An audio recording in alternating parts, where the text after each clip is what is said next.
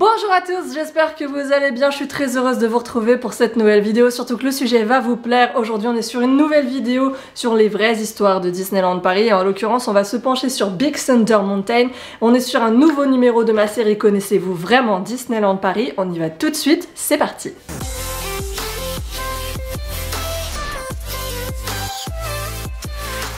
Alors, pour ceux qui viennent d'arriver sur ma chaîne, je m'appelle Maureen, je suis blogueuse, youtubeuse Disney et vous pouvez me retrouver toutes les semaines ici en vidéo. Je vous parle de Disney, Disneyland Paris, et en l'occurrence pour la vidéo d'aujourd'hui, je vais vous parler de Big Thunder Mountain. Alors, la première vidéo de cette série, Connaissez-vous vraiment Disneyland Paris? Parlait de Phantom Manor, et je vous ai raconté toute l'histoire de notre manoir hanté, de ses inspirations aux artistes qui ont travaillé dessus, ainsi que les différentes versions qu'il existe à travers le monde. Aujourd'hui on va se pencher sur Big Thunder Mountain, dont l'histoire est particulièrement liée à Phantom Manor, donc j'ai pas mal de choses à vous dire à son sujet, et je suis sûre que vous allez apprendre beaucoup de choses sur l'histoire de notre Big Thunder Mountain, qui n'est pas tout à fait la même que celle des autres parcs Disney du monde. Alors, avant toute chose, rappelons que notre Big Thunder Mountain se trouve dans la ville de Thunder Mesa. Et on en a parlé du coup dans les 100 secrets de Frontierland. Avant d'être la ville qu'on connaît aujourd'hui, elle était le territoire des natifs américains, les Shoshone, et il y a encore d'ailleurs leur tipi à l'entrée du land juste avant Legend of the Wild West. Cela dit, du coup, Thunder Mesa est devenue la ville qu'on connaît aujourd'hui avec l'arrivée des colons à partir de 1849, et on va y revenir très bientôt. Alors Thunder Mesa justement est né de l'imaginaire de Pat Burke. Enfin, pas tout à fait en fait. Il est plutôt né dans l'imaginaire de Marc Davis qui, rappelez-vous, est le papa un peu de Phantom Manor, puisque c'est lui qui est à l'origine des projets Haunted Mansion et de Pirates des Caraïbes. Et Pirates des Caraïbes et Big Thunder Mountain sont justement des attractions qui sont un petit peu liées au niveau de leur conception. Mais alors vous allez me dire comment, parce que ce sont quand même des concepts qui sont très différents l'un de l'autre. Bah c'est tout simple. À la base, Thunder Mesa et Big Thunder Mountain étaient imaginés comme étant justement l'alternative à Pirates des Caraïbes au Magic Kingdom, alors que Pirates des Caraïbes existait déjà du coup dans le parc Disneyland depuis 1967. Donc quand ils ont inauguré Walt Disney World en 1971, il n'y avait pas Pirates des Caraïbes au Magic Kingdom. Et du coup, bah, les visiteurs étaient très déçus. Mais s'ils n'y étaient pas, c'est justement parce que Marc Davis était en train de travailler sur un projet d'attraction avec un parcours scénique justement, qui serait un peu comme Pirates des Caraïbes, mais qui se passait justement dans le western, qui était à son sens un land plus exotique pour les personnes qui étaient en Floride, et parce que du coup c'était un land qui était à l'opposé géographiquement et historiquement de la Floride. Et ce projet, je vous le donne en mille, il s'appelait Thunder Mesa. Donc ce projet d'attraction, Thunder Mesa, il était à la base censé être composé d'un train de la mine un peu fou, d'une attraction scénique comme Pirates des Caraïbes, qui aurait dû s'appeler Western River Expedition. Et donc c'était en gros un parcours scénique comme Pirates, sauf que ça se passait dans le western. Le problème, c'est que du coup les visiteurs demandaient de plus en plus Pirates des Caraïbes, parce que c'était déjà un must-do, c'était quelque chose de déjà iconique à l'époque, et ils voulaient le voir arriver au Magic Kingdom de Floride, puisqu'il était à Disneyland.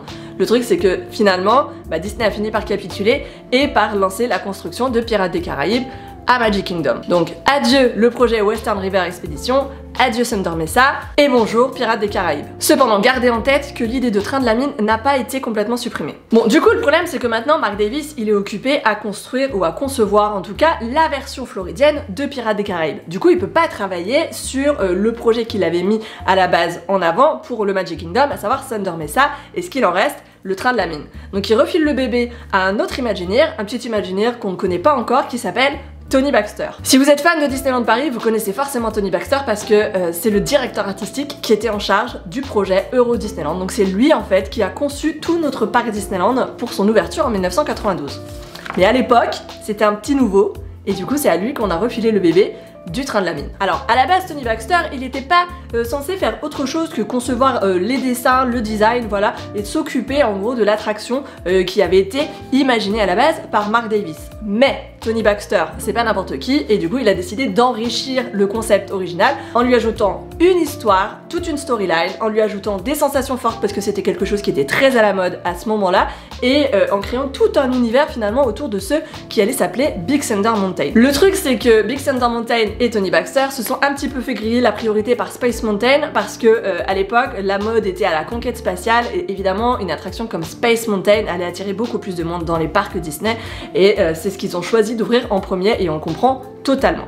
Mais pour autant, le projet Big Thunder Mountain n'est pas passé à la trappe, et il ouvrira quelques années plus tard à Disneyland d'abord, et et ensuite à Magic Kingdom. Alors, au niveau des ouvertures, à la base, c'était prévu justement pour Magic Kingdom, rappelez-vous, pour remplacer Pirates des Caraïbes. Mais finalement, c'est à Disneyland en Californie que Big Thunder Mountain va ouvrir en premier, dès 1979. Il est suivi par la version floridienne du Big Thunder Mountain dès 1980 et il ouvrira également à Tokyo Disneyland en 1987. Et chez nous, Big Thunder Mountain, il est présent dès l'ouverture du parc Disneyland en 1992 et c'est d'ailleurs la première fois et la seule fois que cette attraction a été prévue pour être là dès l'ouverture d'un parc Disney. D'ailleurs, beaucoup s'accordent à dire que notre Big Thunder Mountain est le meilleur de tous et à cela, il y a plusieurs raisons.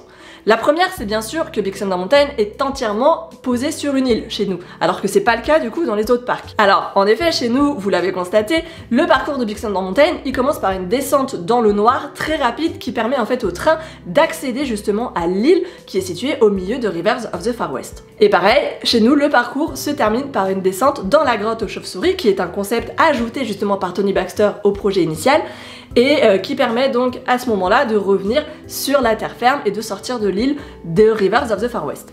Et c'est justement ces deux descentes-là qui font de notre Big Thunder Mountain le meilleur Big Thunder Mountain du monde. Parce que, donc, on l'a dit, ces grosses descentes sont très rapides. Et pourquoi est-ce qu'elles sont très rapides? C'est parce qu'il fallait donner suffisamment d'élan au train pour justement remonter après sur l'île. Parce que mine de rien, eh ben, le train de notre Big Thunder Mountain, il passe sous Rivers of the Far West, donc sous le lac de Frontierland, mais il passe aussi, et ça c'est vrai que j'y avais pas du tout pensé, sous les, attention spoiler, rails du Molly Brown, donc le bateau qui passe autour justement de la montagne de Big Thunder Mountain, et du feu Mark Twain dont on ne parlera pas dans cette vidéo.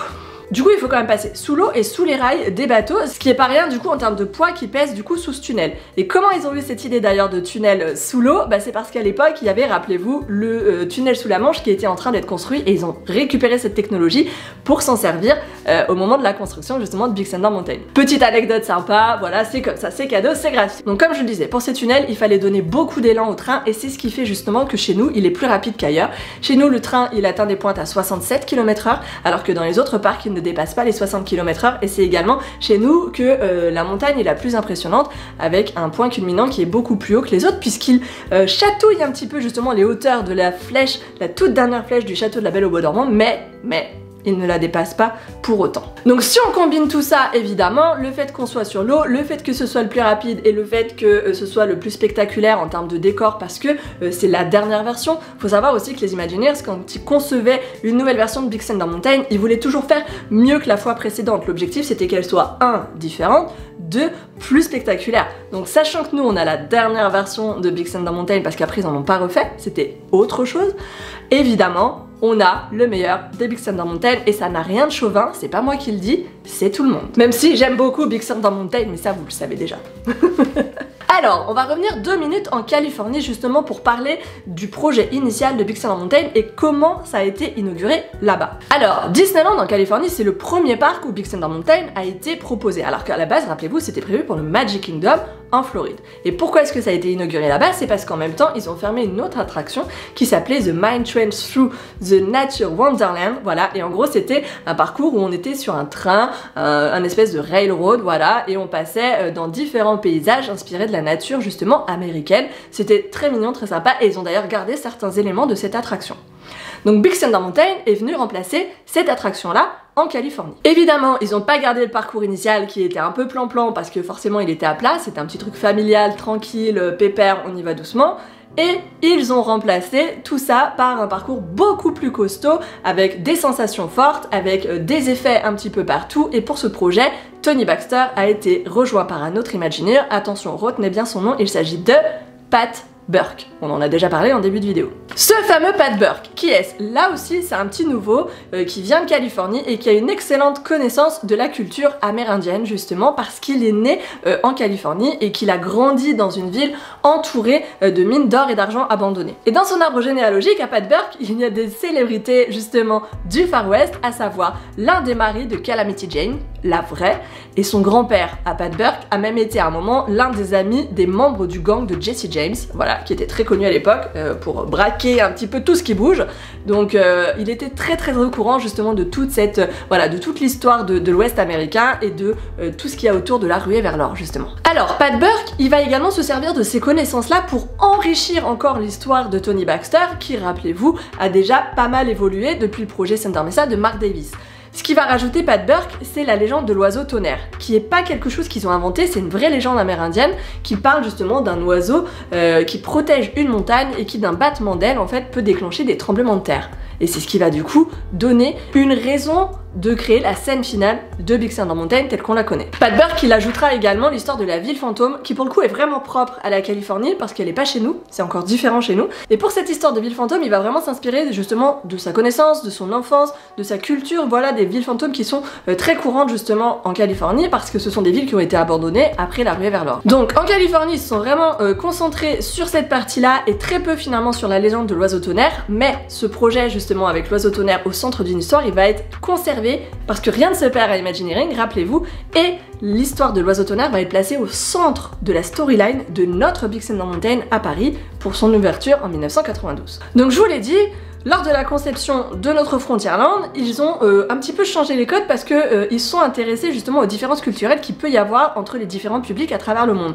Et justement, les Imagineers savaient qu'en Europe, et en France en particulier, il y avait un vrai intérêt pour tout ce qui est justement Far West, Western, voilà, la ruée vers l'or, toute cette histoire-là de la Californie. C'est vrai que les Européens voyaient ça comme quelque chose d'idéal, voilà, il y a vraiment une idéalisation de cette partie-là de l'histoire américaine. Et à partir de là, ils ont décidé de centrer l'histoire de Frontierland sur cette partie-là de leur histoire. Voilà, donc Frontierland, c'est vraiment le land à Paris qui mélange le plus vraie histoire américaine et inspiration de films Disney parce que on y reviendra dans d'autres vidéos, mais évidemment il y a beaucoup de choses inspirées des contes Disney à Frontierland également. Donc ils ont pris en compte ces différences culturelles et cet intérêt particulier pour le Far West de la part des Européens et ils ont décidé donc de faire une ville entière autour de l'histoire de la ruée vers l'or. Et au centre de cette ville, ils ont placé Big Thunder Mountain, une mine maudite par l'oiseau tonnerre justement, voilà, donc pour vous dire à quel point il est vraiment au centre de notre histoire, nous à Paris. Évidemment, tout le reste du land a été adapté, a été légèrement modifié par rapport à ce qui existait déjà dans les autres parcs, que ce soit en Asie ou aux États-Unis, pour vraiment que tous les bâtiments de Frontierland soient autour, ou en tout cas soit situé dans l'époque de la ruée vers l'or. Donc c'est pour ça que notre Haunted Mansion, notre Phantom Manor n'est pas tout à fait comme les autres et que tout le reste de Frontierland a été adapté. Alors, on va se pencher 2 minutes sur les deux Imagineers justement dont je voulais parler juste avant, à savoir Tony Baxter et Pat Burke. Alors Tony Baxter, je vous l'ai déjà dit, c'est le directeur artistique de Disneyland Paris et c'est lui qui était en charge de toute la création justement artistique du parc pour son ouverture en 1992. Donc Tony Baxter, c'est quelqu'un que j'ai eu la chance de rencontrer justement lors du 25e anniversaire parce qu'il était invité par Disneyland Paris et il nous a un petit peu raconté son histoire à ce moment-là. Et c'est quelqu'un qui a commencé à Disneyland en Californie en tant que vendeur de glace. Plus tard, il est devenu Imagineer et c'est surtout devenu le papa de Big Thunder Mountain, mais aussi de Splash Mountain avec sa version Mélodie du Sud, et il sera d'ailleurs consultant pour son évolution avec le thème de la princesse et la grenouille prochainement pour Disneyland et le Magic Kingdom. C'est également le papa de Indiana Jones Adventure qu'on aimerait beaucoup voir arriver chez nous et qui est un parcours scénique. Vous êtes dans un 4x4 et vous traversez un temple hanté par la mythologie. C'est vraiment très bien fait, ça existe à Tokyo et on aimerait vraiment le voir arriver chez nous. Et Tony Baxter, donc je vous l'ai dit, c'est le papa du parc Disneyland à Paris. On lui doit également, j'allais l'oublier, Star Tours dans sa version originale et Star Tours de l'aventure continue. Et au cours de sa carrière, c'est quelqu'un qui a reçu un award, le THEA Award, voilà, qui récompense les créateurs de tout ce qui va être divertissement, parc à thème, etc. aux États-Unis. Je vous en avais déjà parlé d'ailleurs dans Phantom Manor parce que l'une des artistes en avait reçu un là-bas également. Et il a été aussi honoré d'un Disney Legend, et ça pour le coup c'est la récompense la plus importante qu'on peut recevoir en tant qu'artiste Disney, et c'est assez fou parce que la plupart du temps c'est des récompenses qui sont offert à titre posthume. Et là c'est pas le cas parce que du coup Tony Baxter est toujours parmi nous. Peut-être qu'il va encore nous pondre des merveilles, on n'en sait rien, mais voilà. Donc c'est pas n'importe qui. Pat Burke de son côté, c'est pareil, à ce moment-là c'était un petit nouveau dans les années 70 et il est rentré Imagineering d'ailleurs en 1972. Il a beaucoup travaillé avec Tony Baxter, notamment sur Big Thunder Mountain. Mais il a également travaillé sur d'autres choses comme River Country, qui était le tout premier parc à thème aquatique de Disney, qui depuis a fermé parce qu'il a inspiré Typhoon Lagoon et Blizzard Beach, mais c'était le premier parc aquatique Disney à Walt Disney World. Il a également travaillé sur Pinocchio's Daring Journey, qui est un peu l'équivalent de notre voyage de Pinocchio à Disneyland Paris, et sur d'autres choses comme Raging Spirit à Tokyo Disney Sea, ou encore Lost River Delta, pareil, toujours à Tokyo Disney Sea. Malheureusement, Pat Burke est décédé en 2014 et donc il ne créera plus pour Disney. Alors, on va revenir sur la légende de l'oiseau tonnerre. Je vous donne beaucoup d'informations, hein, ça fait beaucoup de choses à retenir, mais vous allez voir, c'est vraiment très intéressant. La légende de l'oiseau tonnerre, donc je vous l'ai dit, elle est au centre de l'histoire pour Big Thunder Mountain à Disneyland Paris. Mais elle touche également un petit peu Phantom Manor. Pourquoi? Rappelez-vous, l'oiseau tonnerre, c'est un oiseau immense qui d'un battement d'aile peut déclencher un tremblement de terre, en tout cas selon les Amérindiens. Parce que c'est une vraie légende, hein. C'est pas quelque chose que les Imagineers ont inventé, c'est quelque chose qui existe vraiment. Et donc cet oiseau tonnerre, les natifs amérindiens, ils y croyaient, il y avait toute une mythologie autour de ça, et ils pensaient qu'il était responsable justement de tout ce qui était orage et tremblement de terre qui avait lieu en Californie à ce moment-là. Ce tremblement de terre, justement, rappelez-vous, il y en a eu un à Thunder Mesa, qui part justement de la mine de Big Thunder Mountain, qui s'étend jusqu'à Phantom Manor. Rappelez-vous, à l'entrée de Boot Hill, il y a un portail qui est éclaté, il y a une faille en fait qui part de là et qui va justement jusqu'au splash, ou vice versa, de Big Thunder Mountain. Et ben du coup, ce tremblement de terre aurait été causé par l'oiseau tonnerre. Oiseau tonnerre qu'on peut d'ailleurs retrouver à l'entrée de la mine de Big Thunder Mountain, juste avant de monter pour se prendre l'explosion, etc. Voilà. Si vous regardez à temps sur la droite, vous pourrez voir la gravure de l'oiseau tonnerre. Alors, ce tremblement de terre, pourquoi est-ce qu'il est arrivé? Il y a vraiment une histoire très riche à Thunder Mesa, chez nous, à Disneyland Paris. Donc je vous l'ai dit, il y avait à la base, avant que ce soit Thunder Mesa, c'était le territoire des Amérindiens, les Shoshones. Et les locaux, ils ont toujours averti les habitants, les nouveaux, les colons, les pionniers justement qui venaient à la recherche d'or à Thunder Mesa, ils les ont toujours prévenus qu'il y avait une malédiction sur la mine et qu'il ne fallait pas toucher à la mine de Big Thunder. Cependant, évidemment, ils sont venus chercher de l'or et de l'or ils en ont trouvé. Et ils en ont trouvé, ils se sont enrichis et celui qui s'est le plus enrichi là-dedans, c'est un certain Henry Ravenswood parce que c'était le propriétaire de la mine de Big Thunder. Il a d'ailleurs fondé une compagnie à son effigie qui s'appelle la Big Thunder Mining Company, dont on peut voir un petit peu partout d'ailleurs dans Thunder Mesa le logo. Henry Ravenswood, du coup, je vous en ai parlé puisque c'est le père de Melanie Ravenswood, aka le fantôme de Phantom Manor, et donc il s'est enrichi avec la mine de Big Thunder justement, et c'est grâce à ça qu'il a pu se construire son manoir tel que je vous l'ai montré du coup dans la vidéo de Phantom Manor à l'époque où c'était une belle demeure blanche au toit rouge entourée d'un jardin luxuriant, voilà, avec justement le trésor de sa vie, sa fille. Voilà, on reviendra pas sur cette histoire, pour ça je vous invite à re-regarder la vidéo de Phantom Manor que je vous remets là-haut. Donc, la mine de Big Thunder, qui est donc la mine d'or de Thunder Mesa, les pionniers s'enrichissent, ils continuent à se remplir les poches, ils continuent à creuser, ils continuent à détruire la montagne. Sauf qu'au bout d'un moment, l'oiseau tonnerre, la malédiction, elle est bien là, l'oiseau tonnerre il en a marre, il décide de déclencher un tremblement de terre et boum, on se retrouve avec le splash de notre Big Thunder Mountain, la faille qui va jusqu'à Phantom Manor et une mine entièrement ensevelie et qui emportera d'ailleurs au passage son propriétaire et sa femme, donc Henry Ravenswood et Martha Ravenswood, dont on peut d'ailleurs retrouver les tombes à Boot Hill à la sortie de Phantom Manor. Voilà pour l'histoire, vraiment la storyline de Big Thunder Mountain. On va parler un petit peu des décors et de tous les accessoires qu'il va y avoir, que ce soit à Thunder Mesa, à Frontierland dans sa globalité, ou en particulier à Big Thunder Mountain.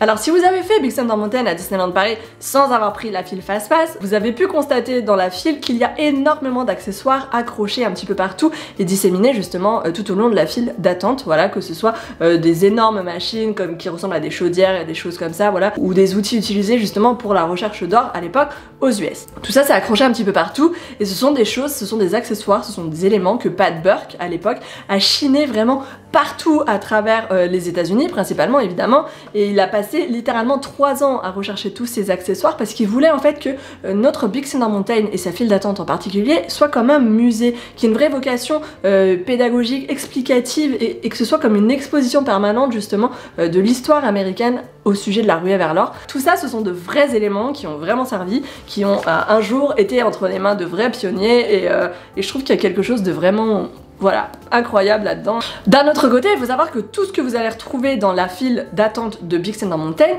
ce sont des choses pour lesquelles Pat Burke s'est un petit peu battu justement avec les musées et les collectionneurs privés. Il a littéralement passé son temps à les devancer et à essayer de, voilà, clairement de mettre la main dessus avant que eux le fassent et c'est vraiment super intéressant parce que à côté de ça il y a aussi quelque chose qu'il a fabriqué de toutes pièces et c'est une pièce qu'on peut justement retrouver juste après la file face-passe. C'est un mixeur à ciment, voilà, qu'il a assemblé à partir de différentes pièces qui n'ont absolument rien à voir les unes avec les autres à la base et ça avait l'air tellement authentique qu'un musée britannique lui a proposé de lui racheter, sauf que bien sûr il a refusé parce que c'est quelque chose qu'il avait créé de rien, donc voilà.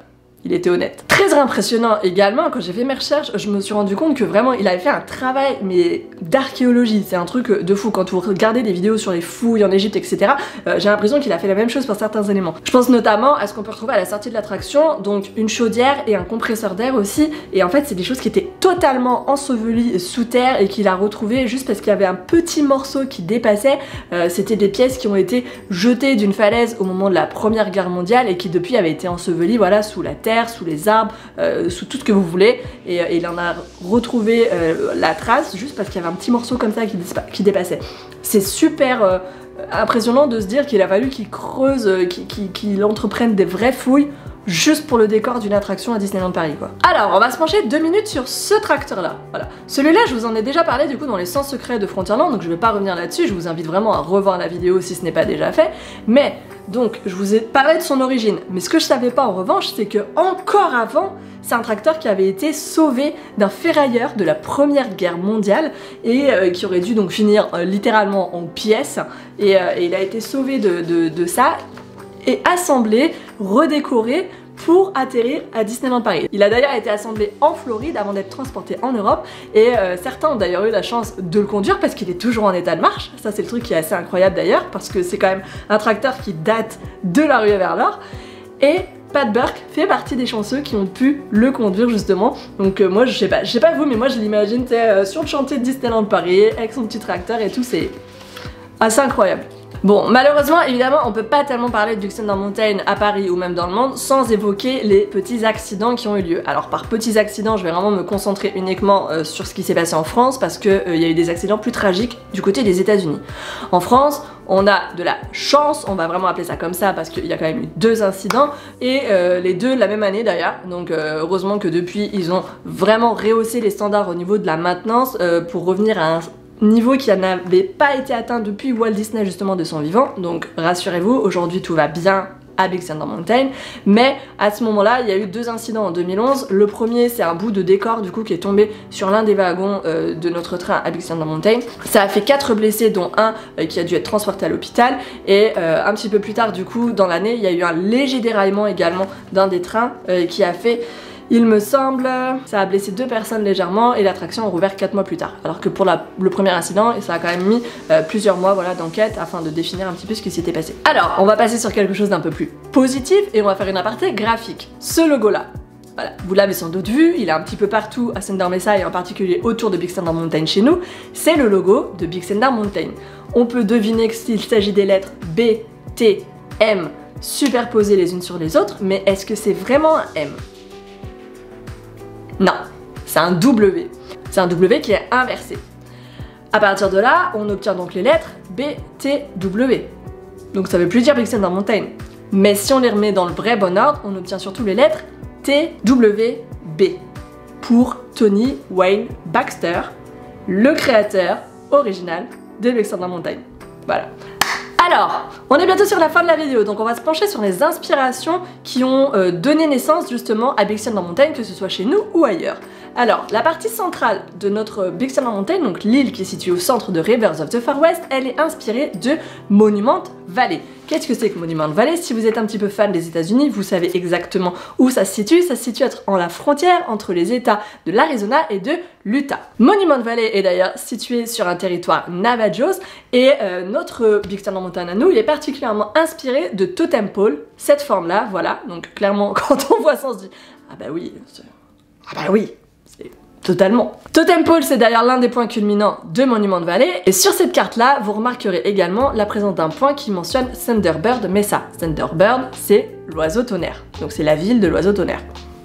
Quand je vous dis que c'était un vrai truc, Bon, outre Monument Valley, il y a un autre monument, un autre parc naturel américain qui a beaucoup inspiré les Imagineers pour Big Thunder Mountain. Il s'agit de Bryce Canyon. Et ce qui a particulièrement joué dans l'inspiration des Imagineers, ce sont les formations rocheuses, donc les espèces de stalagmites finalement, qui sont présentes à Bryce Canyon et qui ont une forme vraiment similaire à ce qu'on va retrouver chez nous. Donc Bryce Canyon, c'est un endroit qui est situé au sud de l'Utah et qui est particulièrement connu justement pour ses formations rocheuses qui ont des formes coniques, dont les Hoodoos ou Hodos ou je sais pas comment ça se prononce, qui ont donc cette forme de cheminée rocheuse, voilà, et c'est clairement ce qui a donné naissance à la pointe culminante de Big Thunder Mountain. Et quand on voit ça, évidemment, on peut pas s'empêcher de faire le parallèle avec notamment la grotte qu'il y a au niveau de la toute première montée de Big Thunder Mountain, avec les stalagmites et les stalactites qui sont totalement formés comme ça d'ailleurs.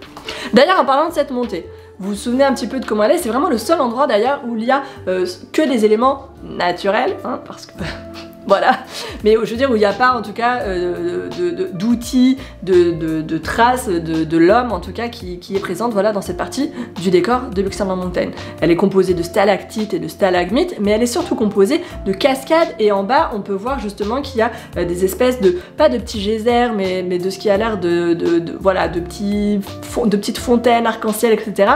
Et ça en fait c'est un petit rappel en fait de l'attraction qui a été jadis remplacée en Californie. Donc rappelez-vous, The Mine Train Through the Nature Wonderland, et dans laquelle justement la scène finale c'était une scène avec des geysers arc-en-ciel comme ceci. Alors, dernière inspiration connue pour notre Big Thunder Mountain, le film McCabe et Mrs. Miller, qui est un film de 1971 avec Warren Beatty et Julie Christie, et d'ailleurs Pat Burke, l'Imagineer en charge de Frontierland à Disneyland Paris, a dit avoir été très inspiré par tout l'univers de ce film justement, et l'histoire de la ville dans lequel le film a lieu. Et apparemment l'idée d'avoir un tracteur à vapeur en face de l'entrée de Big Thunder Mountain viendrait de là, parce que c'est quelque chose qu'on pouvait voir dans ce film justement. Allez, je termine cette vidéo par quelques petits secrets bonus que je ne vous ai pas mentionnés dans la vidéo des 100 secrets de Frontierland. Le premier, c'est la présence dans la file d'attente d'un Assay Office. En gros, c'est le bureau de celui qui estimait la valeur de votre or au moment de la ruée vers l'or justement en Californie au 19e siècle. Cet Assay Office, il est détenu par un certain Big Jack ou un Jack O'Fergus, et en fait c'est un hommage à un des Imagineers qui a travaillé justement sur Big Thunder Mountain pour Disneyland Paris et qui s'appelle Jack Fergus. Et ce modéliste, il est surnommé Big Jack parce que apparemment il était très grand. Un autre petit secret, en France, vous savez, juste avant votre embarquement, vous avez un petit speech de sécurité avec Howdy folks, this is the wildest ride in the wilderness, tu vois. Un truc comme ça, à peu près, hein. Voilà, me jugez pas. Je connais pas les spills par cœur. Et bien faut savoir qu'en France on est les derniers à avoir du coup ce speech original qui a été prononcé par Dale McKernan, qui était un doubleur très connu apparemment aux États-Unis parce qu'il a doublé énormément de personnages animés, dont certains personnages animés dans les films Disney, notamment dans Mary Poppins, dans La Belle au Bois dormant, dans La Belle et le Clochard, dans Les 101 Dalmatiens, mais également dans L'Apprenti Sorcière. Dale McKernan, c'est pas facile à prononcer, hein. Dale McKernan, il a aussi fait partie du cast du film Les 7 vies du Docteur Lao, qui est un film qui a particulièrement inspiré Tony Baxter justement pour Big Thunder Mountain, notamment dans la version floridienne, au point d'y ajouter justement une référence, celle de cet audio animatronics là. Allez, un dernier petit secret que je ne connaissais pas et après j'arrête, je vous laisse. Il s'agit de ce trèfle là à 3 feuilles qui a été installé par les ouvriers irlandais qui faisaient partie de l'équipe de Pat Burke au moment de la conception, de la construction du parc Disneyland. Et si vous regardez bien, il est composé de 3 fers à cheval, voilà. Et c'était un petit peu la signature justement de cette équipe irlandaise et leur façon de souhaiter bonne chance à Disneyland Paris pour son ouverture. Bon bah on est encore sur une vidéo qui est assez longue, donc j'espère que ça vous a plu, j'espère que vous avez appris plein de trucs. Moi franchement ça m'a vraiment énormément intéressé ces recherches encore une fois sur Big Thunder Mountain. On va se pencher, ne vous inquiétez pas, sur un autre lieu iconique de Disneyland Paris prochainement, et je vais refaire d'autres vidéos dans ce sens là, mais voilà, je vais pas en faire toutes les semaines parce que c'est quand même très long à construire. Pour ces recherches, je me suis beaucoup appuyée encore une fois sur le site Ravenswood Manor. J'ai également regardé des vidéos sur YouTube, voilà, notamment celle de Martin Vids. Je vous invite, si vous êtes bilingue ou en tout cas que vous parlez bien l'anglais, à regarder cette chaîne parce qu'elle est très intéressante au niveau de la conception des parcs, notamment à Walt Disney World. Et évidemment, je me suis aussi appuyée sur pas mal de choses que j'ai lues, sur des livres, sur tout ce qui va être Imagineering, etc. Donc voilà, c'est un énorme travail, donc j'espère que ça vous a plu. C'est très intéressant, j'ai vraiment encore fait ma geek là-dessus, mais c'était trop cool et ça permet vraiment de donner une autre vision de l'expérience et je trouve d'en profiter encore davantage. C'est-à-dire que là j'ai même pas envie d'aller faire la file fast-pass, j'ai envie d'aller faire la file d'attente normale, même si en ce moment du coup il y a plein de plexiglas partout. J'ai vraiment hâte de retourner à Disneyland Paris pour redécouvrir tous ces détails, y prêter une attention toute particulière et me dire que waouh, c'est des choses qui ont été tenues par des chercheurs d'or et je trouve ça vachement impressionnant en fait. En attendant, merci d'avoir regardé cette vidéo jusqu'au bout. Si ça vous a plu, je vous invite bien sûr à mettre un max de pouces en l'air, c'est super important, surtout sur ces vidéos où je travaille beaucoup en amont. Ça me fait énormément plaisir de voir que ça vous plaît également. Partagez-la au maximum autour de vous, histoire que tout le monde connaisse la vraie histoire de Big Thunder Mountain à Disneyland Paris. En attendant, je vous rappelle que vous pouvez réellement me retrouver sur Twitch pour des lives à thème, des revues de presse Disney, des balades dans les parcs Disney. Justement, on regarde aussi ce qui se fait du côté des attractions, dans les parcs à l'étranger, c'est très intéressant. Et tous les jeudis soirs, on fait un live à thème. On parle pas forcément que de Disney d'ailleurs, on a parlé d'Harry Potter, on a parlé d'animé, voilà, je pense qu'à un moment on parlera de manga, donc si ça vous intéresse, je vous remets le lien juste ici et vous pouvez également le retrouver dans ma barre d'infos. En attendant, je vous retrouve très vite pour une autre vidéo. D'ici là, prenez soin de vous et à bientôt.